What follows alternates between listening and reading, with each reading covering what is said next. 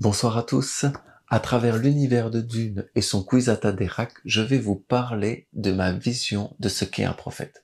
Je vais m'appuyer sur l'œuvre de Frank Herbert, mais également sur les films de Denis Villeneuve, et je vais partager avec vous ma vision des épreuves qu'un prophète, un messie ou un envoyé de Dieu pourrait rencontrer et de ce qu'il serait amené à vivre à l'intérieur de lui. Il est dit que Frank Herbert était un agnostique et il a très clairement dénoncé dans ses livres les dérives de la religion, mais il a aussi décrit avec une précision des processus mystiques et ésotériques de ce qu'est un prophète et de ce que vit un prophète.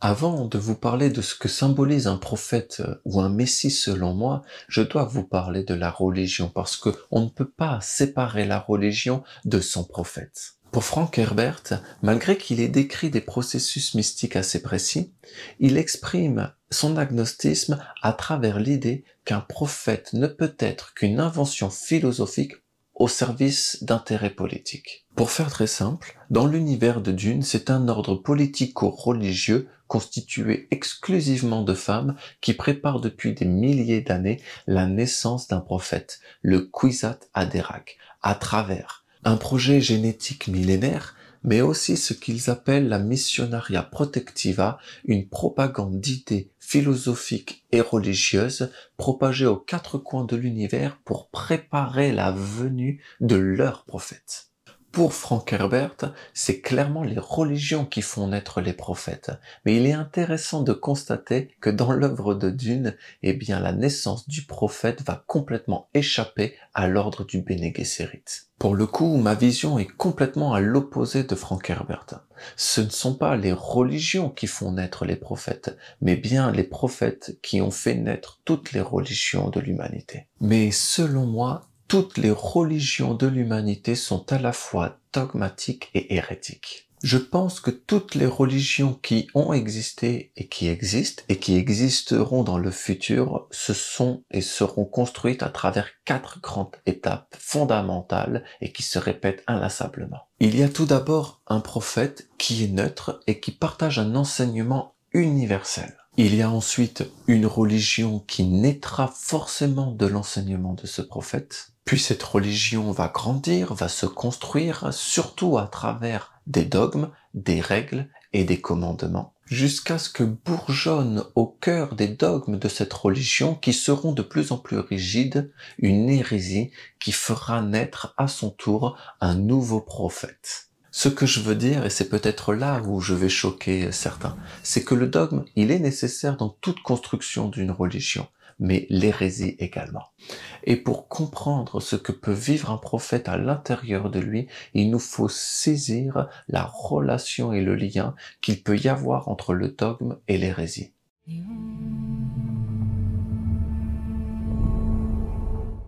Certains vont condamner le dogme et d'autres l'hérésie. Mais ce qu'il faut condamner, c'est l'excès. Si nous partons du principe que le dogme et l'hérésie ne sont pas à condamner, mais qu'il faut condamner ce qui est excessif, la question que nous pouvons nous poser, c'est qui peut être capable de discerner la limite à ne pas dépasser avant de basculer dans cet excès? Eh bien, pour moi, celui qui en est capable, c'est un prophète. Car comme je l'ai dit tout à l'heure, un prophète est neutre et il se tiendra toujours entre le dogme et l'hérésie sans jamais basculer. Le dogme de l'ancienne religion est le substrat de l'hérésie qui précédera toujours la naissance d'un prophète. Et après la mort de ce prophète, viendra toujours le dogme qui construira, qui consolidera cette nouvelle religion. Mais revenons dans l'univers de Dune. Dans cette œuvre de science-fiction, il est question de dogme, d'hérésie, mais aussi d'espace et de temps. L'ordre du Bene Gesserit représente le dogme de l'ancienne religion, car les révérentes mères sont capables de lire dans le passé. Le Kwisatz Haderach, lui, se tient dans le présent. Il est entre le dogme et l'hérésie. Il est capable de lire dans le passé, mais également de lire dans le futur. Frank Herbert parlera de préscience. Et pour finir, le futur est l'hérésie par excellence, car s'il n'existe qu'un seul passé, il ne peut pas exister qu'un seul futur. Il en existe une infinité. C'est la porte ouverte au n'importe quoi, mais également aux plus belles idées, aux plus belles créations et inspirations. Le dogme représente le passé. Le prophète, c'est l'incarnation du présent. Et l'hérésie représente le futur. Peut-être vous allez trouver ça étonnant de m'entendre dire que le prophète représente cet instant présent, parce que la prophétie par essence est la prédiction de l'avenir. Mais le Kwisatz Haderach ne lit pas qu'un seul futur, et elle est là toute la subtilité. Il lit tous les futurs possibles, même ceux qui ne se produiront jamais. Et au milieu de ces futurs, il doit trouver ce que Frank Herbert a appelé le sentier d'or. Ce sentier d'or est le fil du présent qui doit absolument être vécu d'une manière constante et sans écart au travers de tous les futurs possibles. Trouver ce sentier d'or et le tenir sans basculer ni dans le dogme ni dans l'hérésie est l'épreuve ultime du prophète. Un prophète est un funambule qui peut basculer à tout moment soit dans le dogme ou dans l'hérésie, soit se perdre et être enfermé dans le passé ou dans les futurs.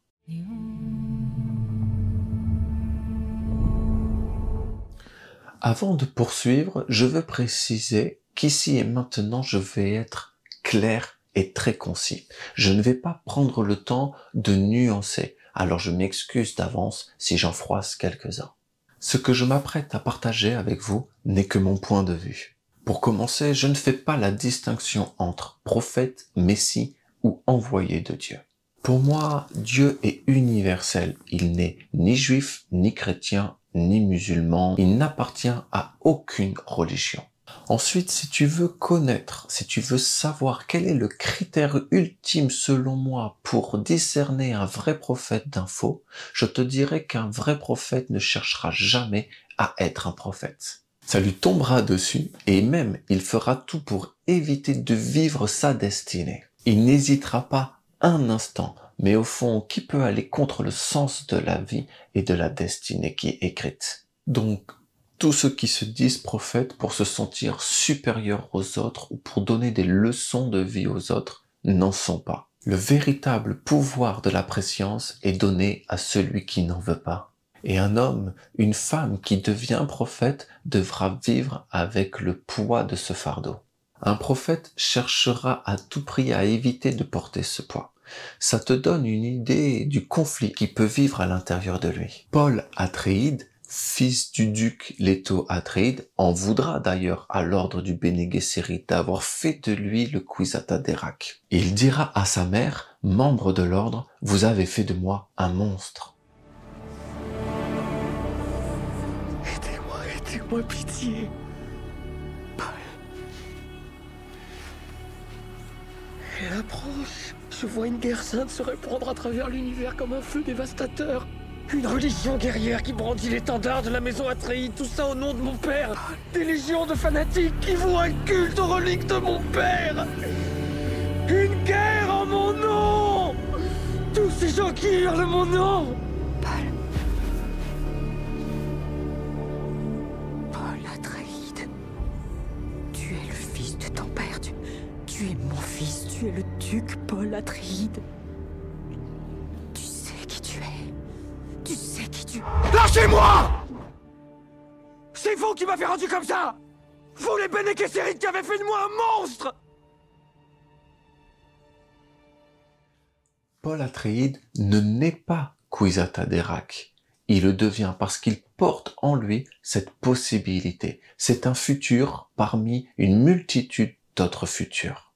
Et d'ailleurs, l'ordre du Bene Gesserit attendait la venue, la naissance du Kwisatz Haderach une génération après. Ici, je dois faire une parenthèse. Dans la première vidéo que j'ai faite sur Dune, j'ai beaucoup parlé du contrôle des émotions et de la force du cœur qui pouvait nous pousser aux pires atrocités comme aux plus belles merveilles. Et j'ai expliqué, selon moi, pourquoi l'ordre du Bene Gesserit fuyait le cœur et avait fermé la porte à l'amour. Alors que tous les membres de l'ordre ont pour obligation de n'engendrer que des filles, Jessica ira à l'encontre de son engagement envers l'ordre et donnera par amour à son époux, le duc Leto Atréide, un fils.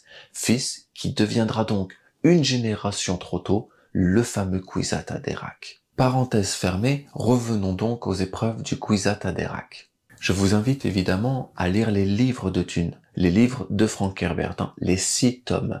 Et même si pour des raisons scénaristiques, le deuxième film de Denis Villeneuve se termine comme il se le termine, je dois quand même vous dire que même si Paul embrasse le pouvoir, il sera toujours au fond tiraillé à l'intérieur de lui et cherchera à éviter l'inévitable.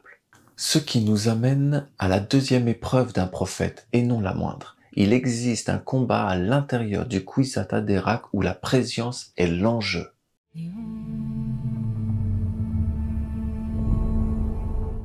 Connaître le passé et tous les futurs, c'est devenir un Dieu au milieu des hommes. Cela transformerait n'importe quel être humain de manière irrémédiable. Paul vivra un combat à l'intérieur de lui entre sa nature humaine et sa nature divine. Comment se libérer de sa nature humaine sans perdre son humanité? Tel est l'enjeu, l'épreuve du Kwisatz Haderach. Et la réponse à cette question se trouve dans les livres 2, 3 et 4 de Frank Herbert. Pour moi, être un Dieu, c'est se détacher des souhaits et des désirs des humains. Regarde, pouvons-nous demander à un être humain d'intercéder dans la vie sociale d'une fourmilière? Un humain sera forcément détaché, et nous ne pouvons pas, à raison, lui demander de ne pas l'être. Qu'est-ce que la naissance ou la mort d'une fourmi pour un humain? Il en est de même pour un Dieu auprès des hommes. Tu la vois, tu la pressens, cette corde raide où il est tellement facile de basculer soit dans le dogme ou l'hérésie? Qu'est-ce qu'un Dieu est capable de faire? Jusqu'où un Dieu peut-il aller dans la vie des humains?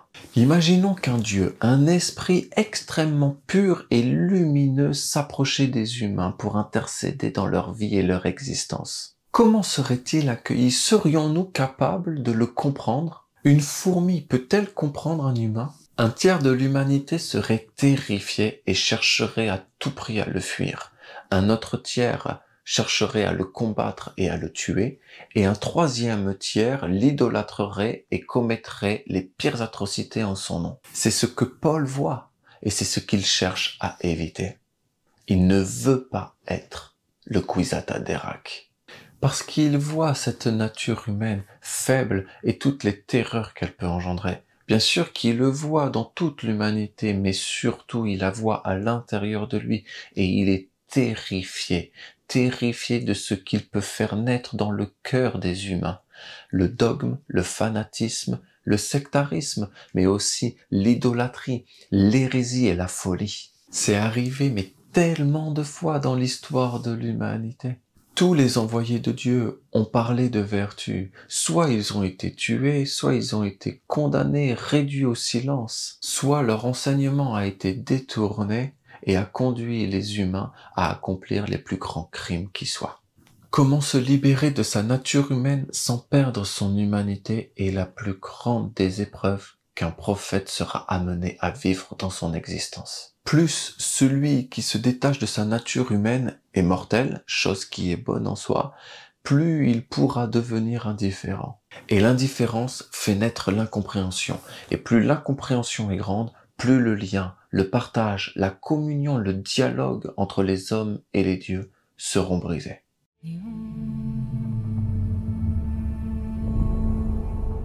Pour finir, j'aimerais dire quelques mots sur la préscience du Kwisatz Haderach. Cette faculté qu'il a de connaître l'entièreté du passé de toute l'humanité, mais également tous les futurs qui pourraient exister mais qui n'existeront jamais. Avant la préscience, Paul a des visions, et j'aime tout particulièrement comment Denis Villeneuve a mis en image ces visions. Tous ces futurs possibles qui ne se réaliseront jamais, mais qui pourtant se retrouveront dans ce qui adviendra. Paul voit le futur, mais à chaque instant, le futur continue de s'écrire et rien ne pourra jamais l'empêcher de s'écrire. rien ne pourra être figé. La vision que Frank Herbert et Denis Villeneuve ont su exprimer de la préscience est fine et très juste, je trouve. Ce que Paul voit est vrai, mais jamais comme il le voit. Prenons l'exemple de Jamis, un Fremen, qui dira à Paul dans une de ses visions « Suis-moi, je t'enseignerai les usages et les coutumes de mon peuple », mais qui dans la réalité le défiera à un duel à mort. Tu as beaucoup à apprendre. Je vais t'enseigner les usages du désert. Viens avec moi. En acceptant ce duel à mort, Paul accomplit sa vision. Et en tuant Jamis, il fait plus que le suivre. Il le traverse jusqu'à devenir un Fremen au milieu des Fremen. Le lien entre les visions et le réel est parfaitement expliqué, je trouve, dans les livres de Frank Herbert, mais également dans les 2 films de Denis Villeneuve. Ne t'arrête jamais à ce que tu vois, car tu vois l'avenir, mais de plein de façons possibles. Tu peux le voir par exemple à travers ton passé, car ce que tu as semé, tu le récolteras, c'est-à-dire que tu le deviendras nécessairement. Tu peux le voir également à travers ton présent, car ce que tu as récolté, ce que tu es devenu, tu peux décider librement de le cultiver, de le renforcer ou non. Tu es un prophète, mais non pas pour les autres, pour toi-même, car tu peux à chaque instant voir et écrire ton futur. Mais pour y arriver, tu dois être capable de te détacher de ta propre nature humaine sans perdre pour autant ton humanité. À bientôt.